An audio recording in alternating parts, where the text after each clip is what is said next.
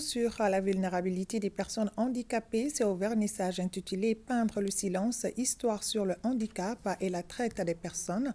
C'est du 1er décembre 2023 au 1er janvier 2024. Youssouf Diakité est allé voir pour nous. Peindre le silence, histoire sur le handicap et la traite des personnes. Voici la thématique choisie par l'Organisation des Nations Unies contre la drogue et le crime ONIDC pour ce vernissage.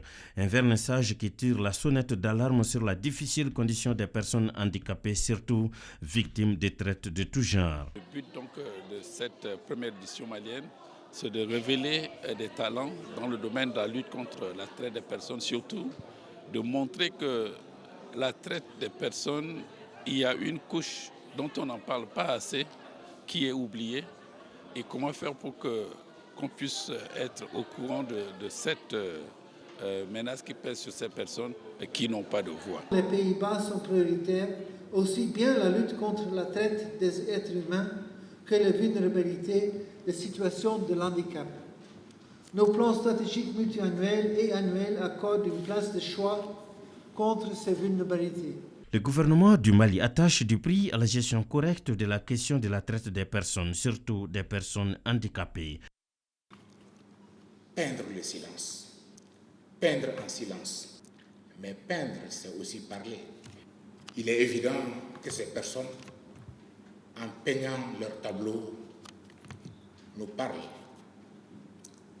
et de la façon la plus éloquente. Elles nous interpellent, elles nous interrogent, elles nous responsabilisent, elles nous culpabilisent. Oui, les tableaux nous parlent quand nous les regardons. C'est le langage du pinceau.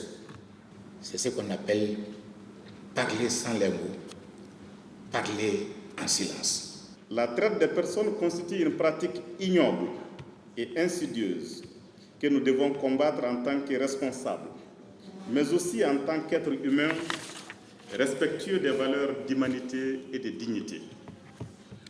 Lorsqu'elle est pratiquée sur des personnes fragiles ou vulnérables, elle prend alors une toute autre dimension qui nécessite des mesures particulières pour la prise en charge des personnes qui en sont victimes.